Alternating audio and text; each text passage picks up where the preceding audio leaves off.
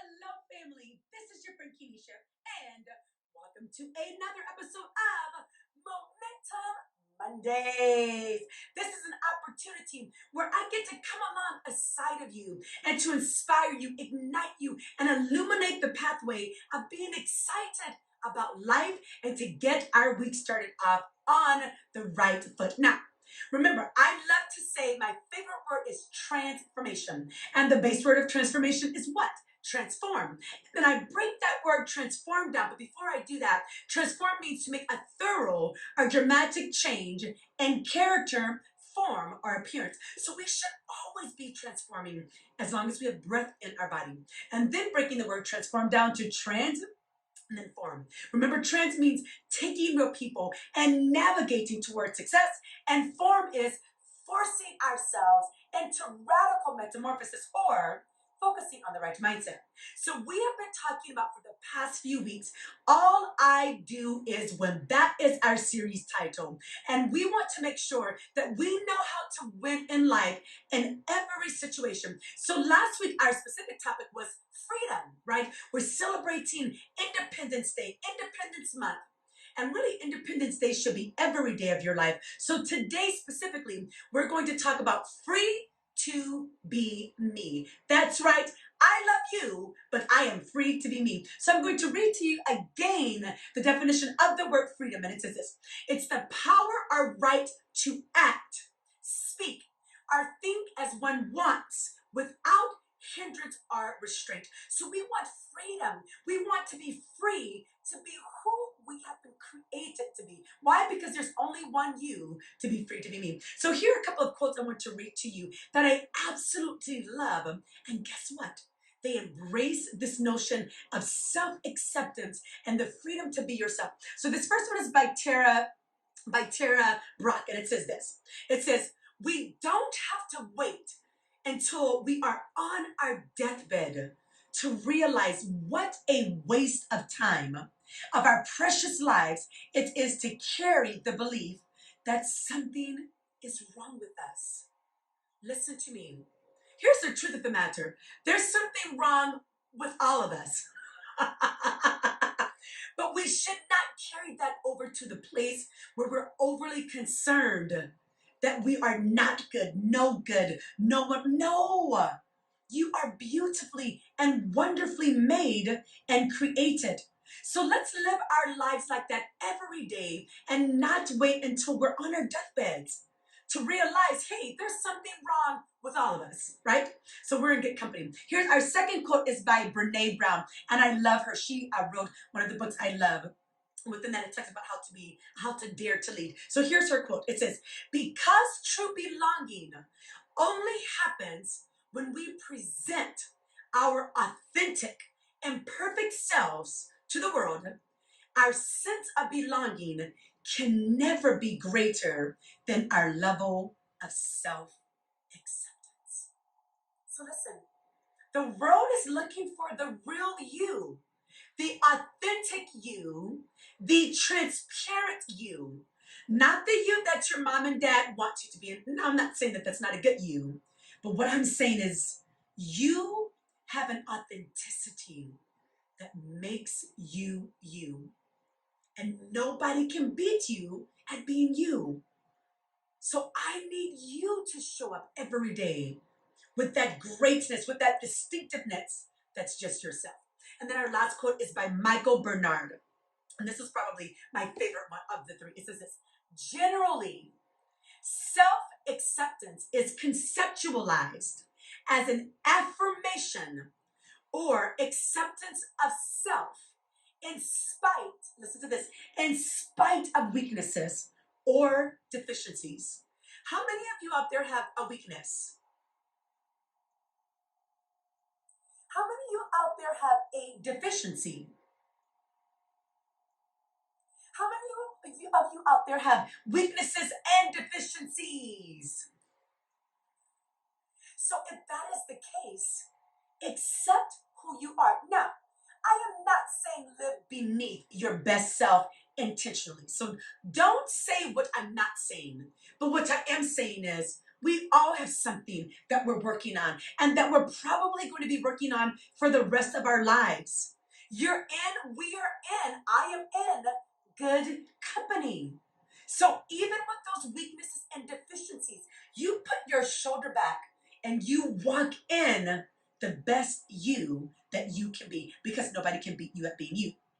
So I love this story about Serena Williams, right? So we all know her. She's a famous tennis player. And some of her stats says that she won 71 single championships. She's earned more than $77 million in just prize money.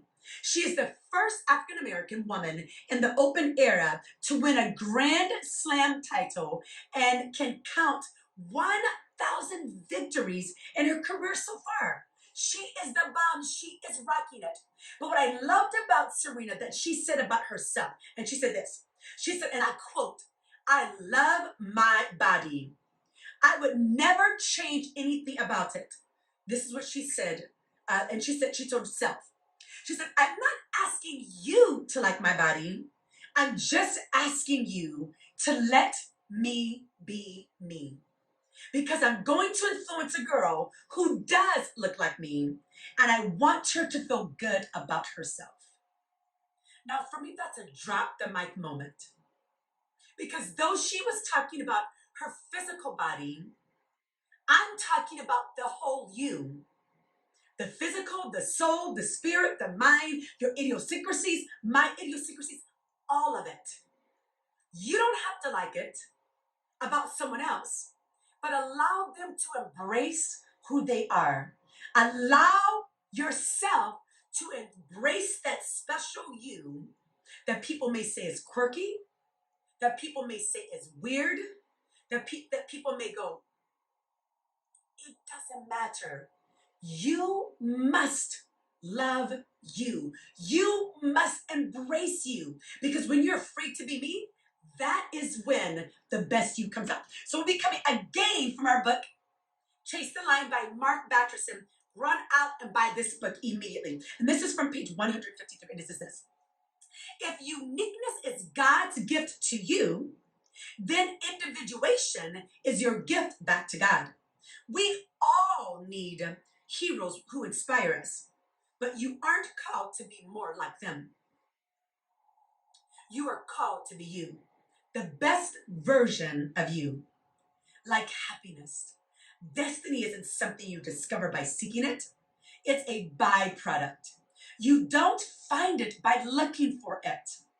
You find it by looking for God. Then your destiny finds you. So I like to call it, we discover our destiny, which is within us based upon who we are. So my first point I want to say is, uniqueness is a gift to you. So each of us have been born with a special gifting. Embrace that.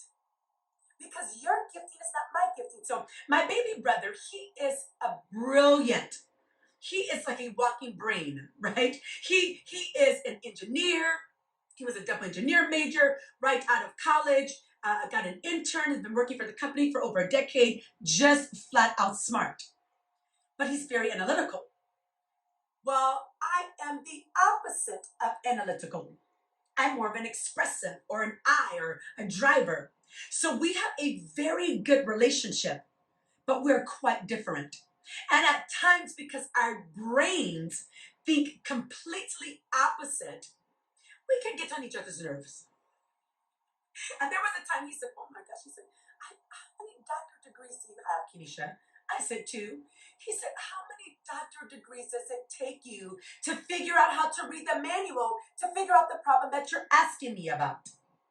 I said, "I don't know how many doctorate degrees it takes, but I'm not going to read it because you're the technical one. I'm not." Right?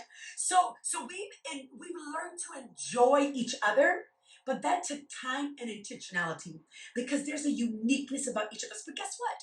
we are better together. So I'm free to be me. The second point I want us to think about is individuation is your gift back. So we get this uniqueness given to us from our creator, but then when we can individualize that, that's our gift back to the world.